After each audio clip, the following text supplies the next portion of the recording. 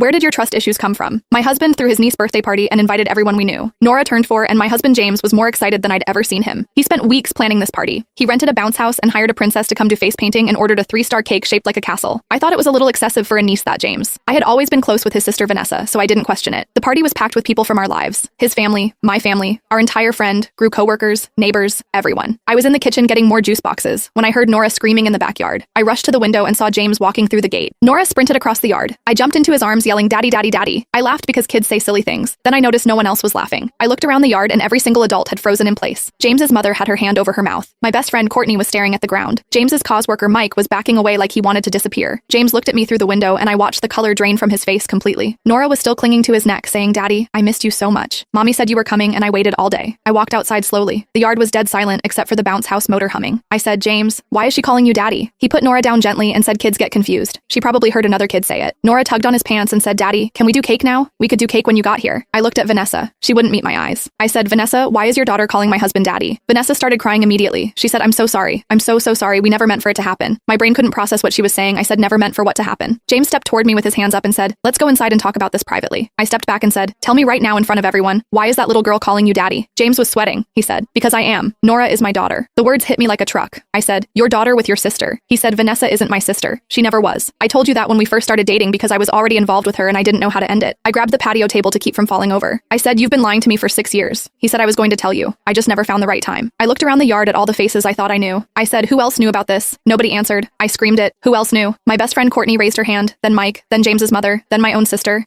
Then one by one, almost every single person in that yard raised their hand. My own mother couldn't look at me. I said, "Mom, you knew?" She said, "I thought you knew too. I thought it was some arrangement." When I realized you didn't know, I didn't want to be the one to destroy your marriage. I started laughing. I couldn't stop everyone I trusted. I had watched me play the fool for 6 years. I said the business trips you were with her. James nodded. I the late nights at the office. He nodded again. I said our anniversary 2 years ago, when you said you had food poisoning and couldn't make dinner. He closed his eyes and said Nora was in the hospital with pneumonia. I had to be there. I said, "You missed our anniversary to be with your other family and I spent the night alone thinking you were sick." He said, "I'm sorry. I know that sounds meaningless right now, but I am sorry." I looked at Nora. She was hiding behind Vanessa's legs, looking scared, this innocent little girl who had no idea she was the center of a lie that had destroyed my entire life. I looked at Vanessa and said, "How could you do this? I bought you baby shower gifts. I babysat her. I helped you pick out preschools." Vanessa said, "I know I wanted to tell you so many times, but James said it would hurt you too much." I said. James said. I turned to him. "You convinced everyone I knew to lie to me for 6 years to protect my feelings." He said I was trying to keep everyone happy. I said everyone except me. I was the only one not in on the joke. I walked over to the cake. 3 tiers castle shape probably cost $300. I picked it up and threw it directly at James. It hit him in the chest and exploded everywhere. Pink crossing in his hair, cake chunks on his shoes. He just stood there. "Doctor, I said I want a divorce and I want everyone here to know that you can all go to hell." I walked out through the side gate and never looked back. The divorce was finalized 3 months later and I haven't spoken to a single person who was at that party since.